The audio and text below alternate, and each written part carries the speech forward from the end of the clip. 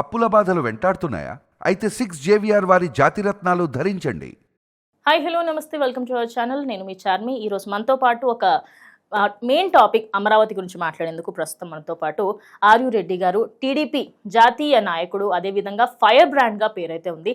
Sir ఏదైనా కూడా పాయింట్గా మాట్లాడతారు, స్ట్రైట్ పాయింట్ ఉంటుంది. మరి సార్తోని ఒక ఇంపార్టెంట్ విషయం మాట్లాడదాం. సార్ మాటలు తెలుసుకుందాం. నమస్తే సార్. నమస్కారం సార్, అమరావతి పేరు వినగానే వైసీపీ వాళ్ళకి ఎక్కడ లేని కోపం వస్తుంది. రీజన్ ఏముండదు, కానీ వాళ్ళకి ఆ కోపం అనేది డే బై డే పెరుగుతుంది. నిన్నగాక మొన్న ఈ అంబటి రాంబాబు, ఆయన పేరు కూడా, ఆయన మాజీ ఎమ్మెల్యే అంటే ఎవరు ఈ మధ్య నమ్మడం కూడా లేదు, ఆ విధంగా ఉంటాడు మనిషి. అయితే ఆయన మాకు వరల్డ్ క్లాస్ లెవెల్లో ఏమీ వద్దు, నార్మల్ సిటీని ఇవ్వండి చాలు అని అంటున్నాడు. అంటే ఎందుకు ఇంత కోపం అంటారు ఆయనకు అసలు?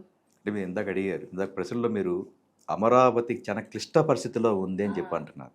దాన్ని మీరు వెనక్కి తీసుకోవాలి. ఎందుకంటే మీరు అన్నట్టు నిజమే, గత పాలకులు 5 సంవత్సరాలు కూడా మన ఆంధ్ర రాష్ట్రానికి రాజధాని లేకుండా అప్పటి ప్రభుత్వం అంటే 2014లో ఉండే ప్రభుత్వము ఒక ఆంధ్ర రాష్ట్రానికి అంటే అస్తవ్యస్తంగా రాష్ట్రాన్ని విభజించేస్తే మనకు కూర్చోవడానికి కుర్చీ లేదు, నడవడానికి నీడలేని పరిస్థితిలో ఒక నాయకుడి మీద నమ్మకంతో ఆ ప్రాంత ప్రజలు, అమరావతి ప్రాంత ప్రజలు రాష్ట్రం మీద ప్రభుత్వాన్ని నమ్మకం పెట్టుకొని, నాయకుడి మీద నమ్మకం పెట్టుకొని 33,000 ఎకరాల పైచీలకు రాష్ట్ర ప్రభుత్వానికి దారాదత్తం చేసిన ఘనత ప్రపంచంలో ఎవరికి లేదు. భారతదేశంలో ఏ రాష్ట్రానికి లేకుండా అదృష్టం మనకే దక్కింది, అది కూడా ఆంధ్రప్రదేశ్.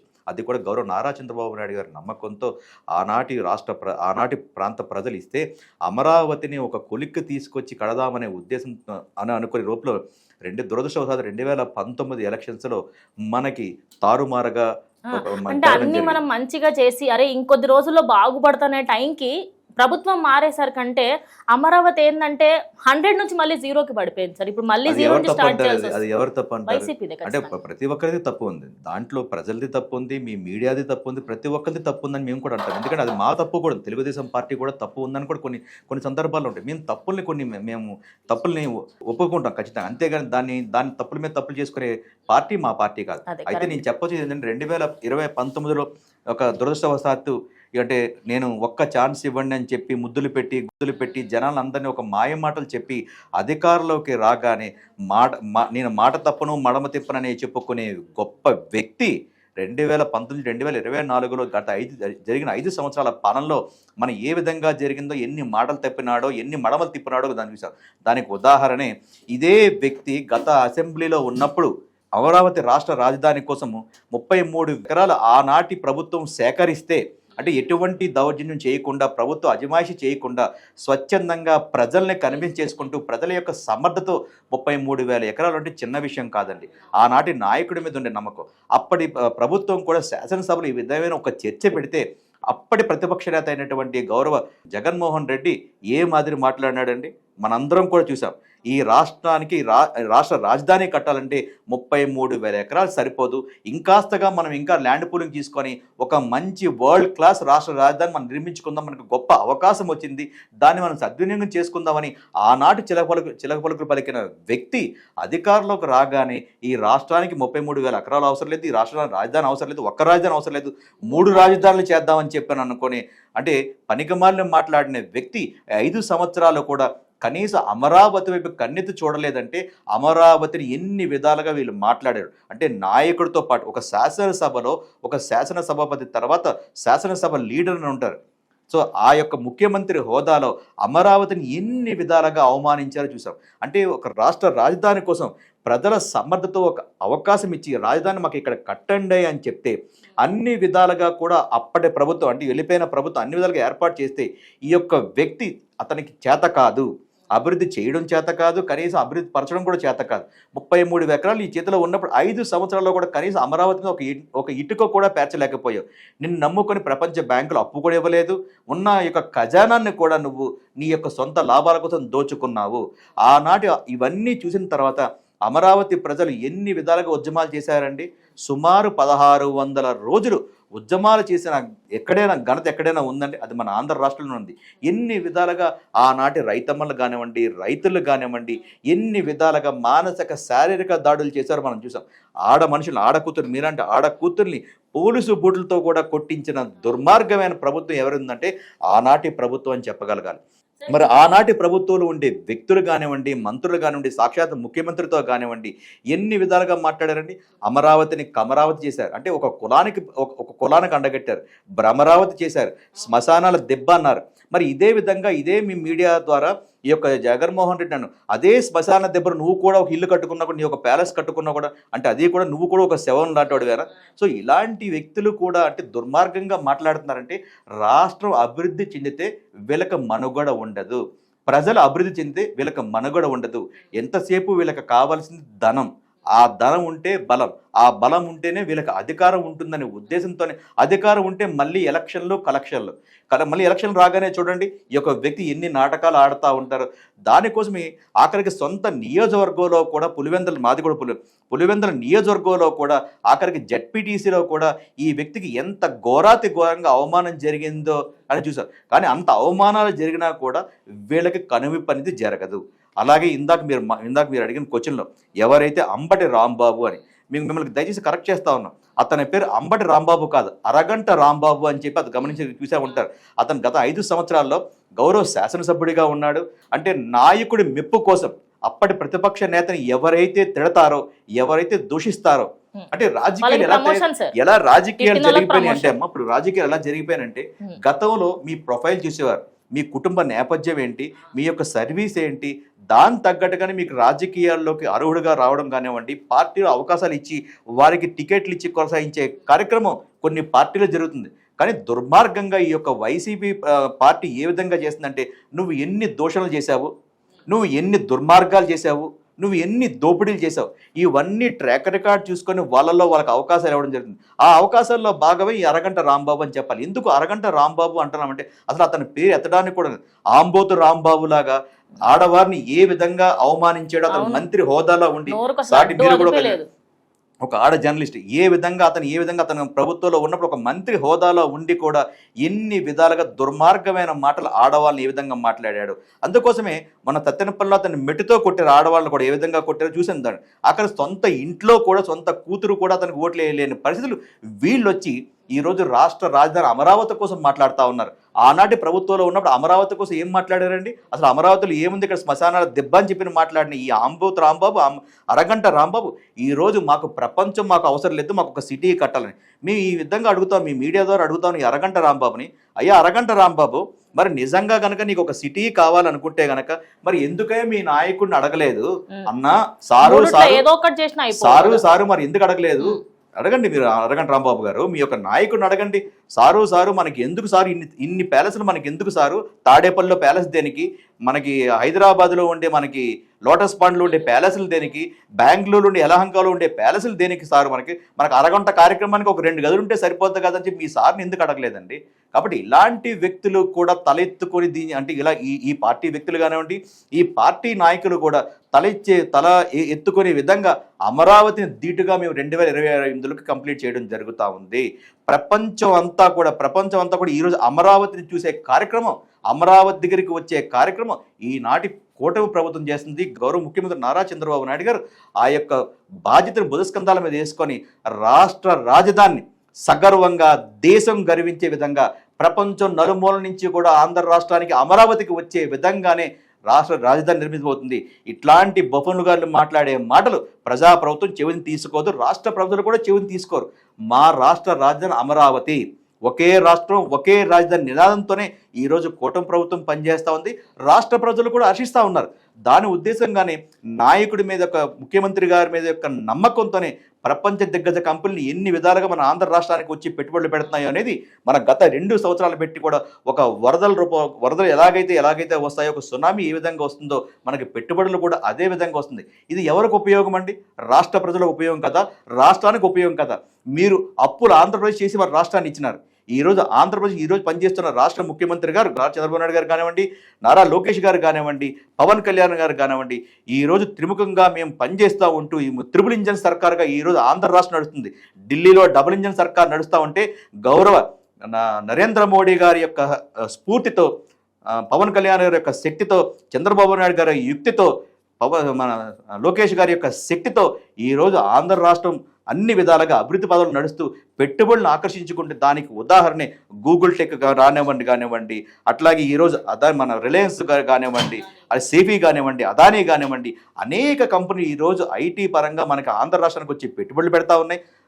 నిన్న కాక మొన్న కూడా మేము చూస్తూ ఉంటే రాష్ట్ర రాజధాని అమరావతిలో 15 జాతీయ బ్యాంకులు కానివ్వండి, ప్రైవేటు బ్యాంకులు కానివ్వండి, బీమా సంస్థలు కూడా ఒకే దిక్కున మనకి ఈరోజు అన్ని బ్యాంకులు ఈరోజు వచ్చినాయంటే ఈరోజు అమరావతి అనేది ఒక ఐకాన్గా తయారవుతా ఉంది. ఇప్పుడు సహజంగా చూసాం బ్యాంకులు అక్కడక్కడ ఉంటాయి, కానీ ఒకే దిక్కున కొలువై ఆ యొక్క స్ట్రీట్ను కూడా బ్యాంక్ స్ట్రీట్గా పెట్టినారంటే ఆ ఘనత దేశంలో ఎవరికైనా ఉందా? ఈనాటి ఆంధ్రప్రదేశ్ ప్రభుత్వానికి, కూటమి ప్రభుత్వానికి ఆ యొక్క పేరు దక్కిందనేది మనకు చక్కటి ఉదాహరణ. కాబట్టి ఆంధ్ర రాష్ట్రంలో అమరావతి అని నభోషత్తుగా ముందుకు పోతా ఉంది. రెట్టి పరిస్థితుల్లోనూ ముఖ్యమంత్రి గారు కృతనిశ్చయంతో ఉన్నారు. రైతులు కూడా చాలా సంతోషంగా ఉన్నారు. నిన్న కాక మొన్న కూడా ఆ యొక్క అమరావతి ప్రాంత రైతులు కూడా ఈ 33 ఎకరాలే కాకుండా ఇంకంతగా మేము ఆ భూమి ఇవ్వడానికి రెడీగా ఉన్నాము, మా యొక్క ప్రాంతాన్ని అభివృద్ధి చేయండి, ఆ ప్రాంత అభివృద్ధిలో మమ్మల్ని కూడా మేము ఈరోజు ఉంటాం, రేపు పోతాం, కానీ ఈ భవిష్యత్తు కూడా మమ్మల్ని గుర్తుపెట్టుకునే విధంగా మా యొక్క ప్రాంతాన్ని అభివృద్ధి చేయండి, కావాలంటే మా భూములు కూడా ఇస్తామన్నారంటే ఏ రాష్ట్రంలో ఏ రైతులు అంటున్నారండి? మరి అనకూడదు. కానీ గత పాలకులు కనీసం ఒక 5 అడుగులు మీ మీద నమ్ముకుని ఒక 5 అడుగులు ఎవరైనా మీ స్థలం ఇచ్చిన పరిస్థితులు ఉన్నాయా? ఉన్న స్థలాన్ని మీరు దోచుకున్నారే. విశాఖపట్నం అని పేరు చెప్పి విశాఖపట్నంలో ఎంత ల్యాండ్ గ్రాబింగ్ చేశారో మీరు చూసాము.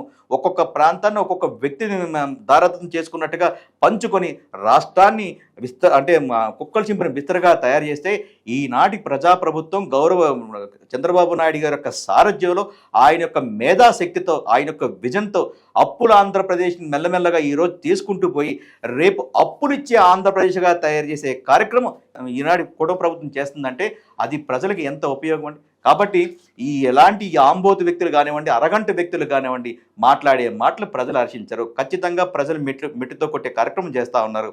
అప్పుల ఆంధ్రప్రదేశ్ నుంచి అప్పులిచ్చే ఆంధ్రప్రదేశ్ స్థాయికి ఎదిగే కార్యక్రమం ఈనాడు కుటుంబ ప్రభుత్వం చేస్తే మీ ద్వారా తెలియజేస్తూ ఉంటారు. సార్, ఇంకోటి, ఇప్పుడు మీరు ఇందాక మాట్లాడుతూ అన్నారు 3 రాజధానులు అప్పట్లో అన్నారు. కనీసం ఆ ఒక్క దాంట్లో ఆ 3 ఏ ఒక్క ప్రాంతాన్ని కూడా 10% కూడా అసలు వాళ్ళు ఏ మాత్రం అంటే మంచి పనులు చేయడం కానీ, లేకపోతే అక్కడ ఇన్ఫ్రాస్ట్రక్చర్ బిల్డప్ చేయడం కానీ, కంపెనీస్ తేవడం కానీ ఏది చేయలేకపోయారు.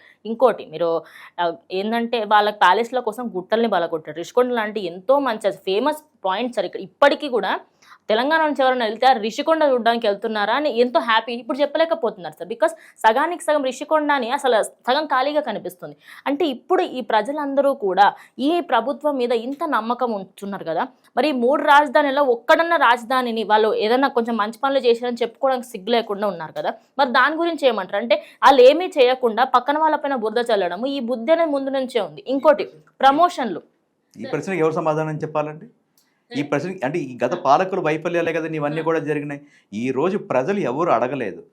ఒక ప్రభుత్వాన్ని నమ్ముకొని, ఒక వ్యక్తిని నమ్ముకొని రాష్ట్ర రాజధాని కోసం ఆనాటి పాలకులు అంటే కాంగ్రెస్ పాలకులు మన రాష్ట్రాన్ని అస్తవ్యస్తంగా విభజించేస్తే మనకి ఏమీ లేకుండా ఉంటే ప్రజలే స్వచ్ఛందంగా వచ్చి మనం బయట దేశాల్లో చూసాం. అంటే నేను కొన్ని బయట దేశాలకు వెళ్ళడం జరిగింది.